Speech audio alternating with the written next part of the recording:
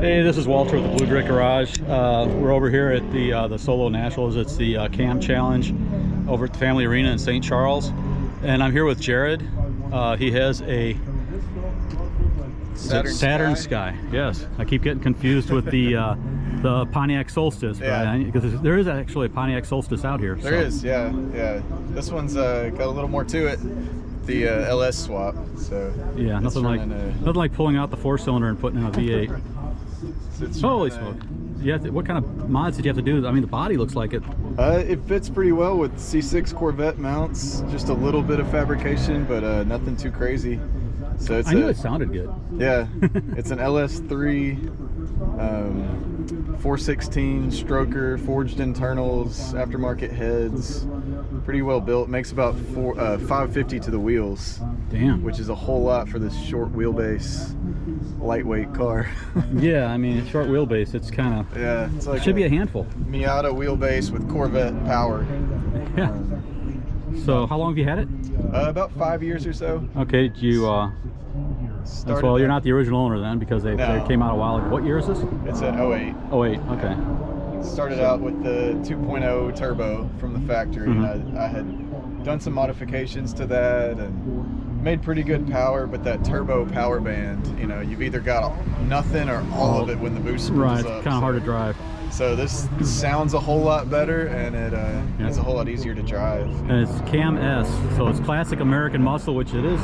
It is made in America. It's a Saturn, So, and S is Sport, which is basically a 2-seater. So when they have a lot of American muscle. Don't you think of a Saturn? That's what I was going to say. But yeah, well, they have Corvettes, and then you have Saturns and Solstices. So, but yeah, it's probably, is this an aftermarket hood, or is that the same? Yeah, oh, okay. Did you have to do that for clearance? It helps a little with clearance. Yeah, it's pretty tight, but it's fiberglass, so it's a little lighter than the stock hood. What series tires you run? I see you got the Potenza, Bridgestone Potenza. It's an 18x11 wheel with 295 RE71 RS Bridgestones. Okay. Pretty big brakes too. See, you have Willwood brakes on? Yeah, Willwood brakes in the front. Quite a bit lighter than the stock. Oh, really? Stock in the rear. And you have a coilovers, big wing, rocket ship. That's off the Saturn rocket taken. Oh, and you do have the LS3 Sky LS3. Yeah, a little custom. Where'd you come up with that? Did you make it? Make it for me. Oh, okay. Got a lot of downforce. Custom hard top that gets rid of a lot of weight from the factory soft top. Plus, you get a lot better aero. Better aero than nothing, or better aero than the factory one? Both. Because the factory one did come down pretty straight on the back, right? It does, yeah. It kind of falls off really steeply. So. Yeah, because you have these little headrest things, and I remember seeing it sticking out a lot farther. So it's like the cab of a truck, it just falls off, so you get all that turbulence. The wing wouldn't be very effective. So that's custom. It's made by a company called Smoothline. That's not in business anymore, so they're really tough to find.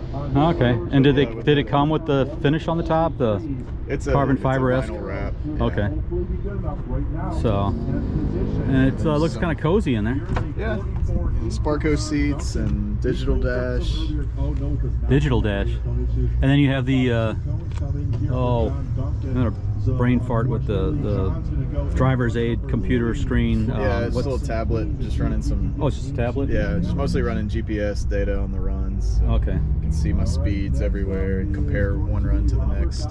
So it doesn't have the. I saw JJ's where it had the different runs, and you can see the one dot being farther ahead than the other. So does that do that too? It's probably the same system he has. Oh, okay. Yeah, so you can look at one run and see, if you tried a little something different or something didn't feel good, you can see exactly, how many miles per hour did I lose through that section. And, it helped me yesterday figure out, the one part of the course where I was one run I carried about 10 miles an hour more, and what did I do to what line?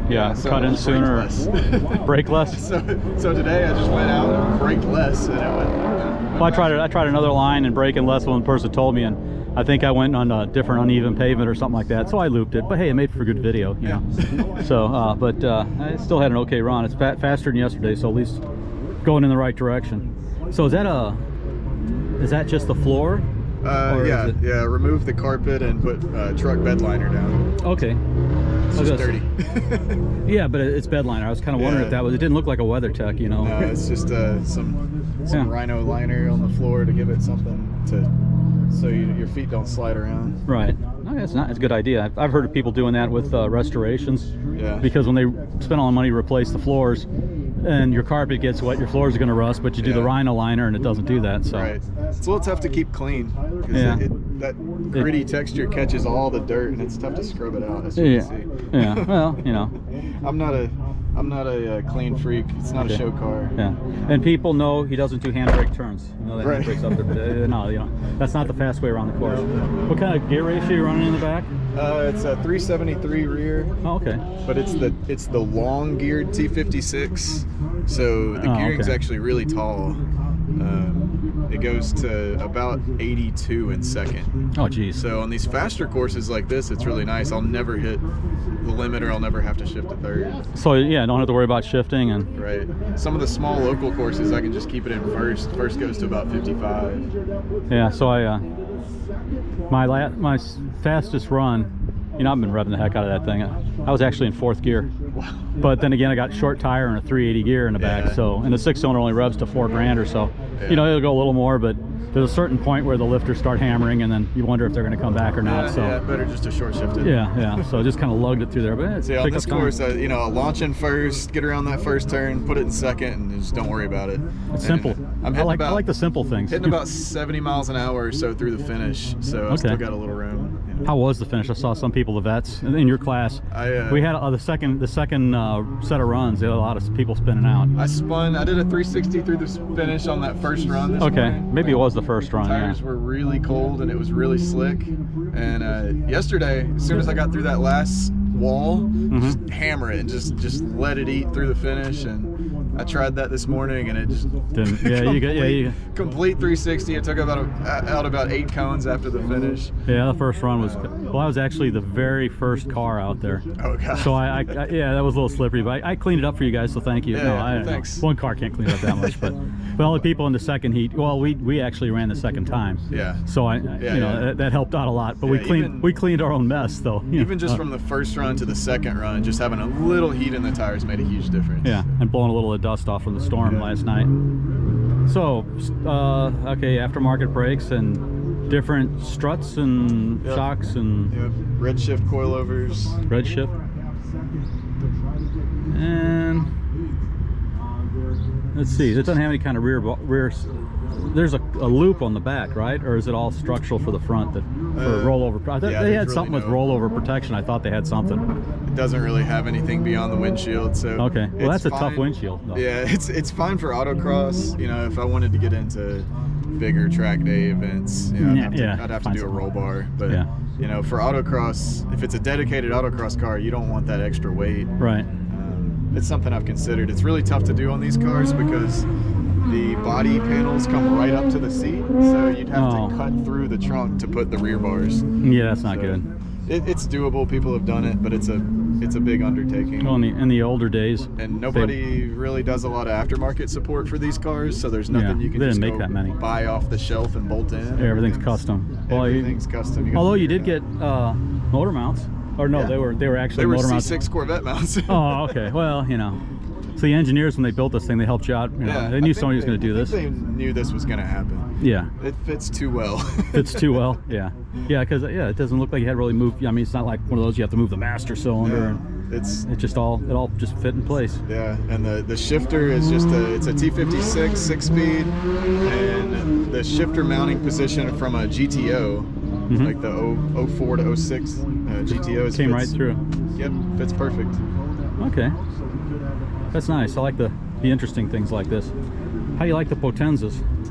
I like them a lot. You know, I had the Yokohamas before. I hear they're soft and you go through a lot of them. Yeah, and I know maybe they have a tiny bit more grip, but these feel so much sharper.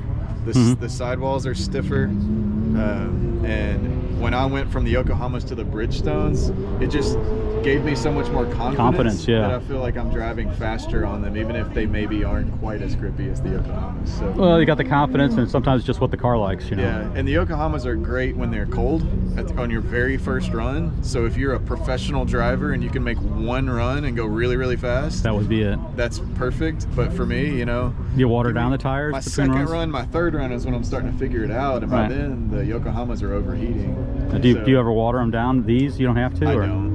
The yokes you probably would, but I don't know if you can take enough out of it or not. I don't typically do these unless I have a co-driver and we're running really fast. Okay. And get a lot of heat, but for solo driving, I do like your shirt. Oh, yeah. It says it all. Okay. Well, you know, thank you very much. Beautiful car. Thank you. So hope to see you out here again sometime. Yeah, I hope to be back. It's a great course. Okay, thanks. Great event today.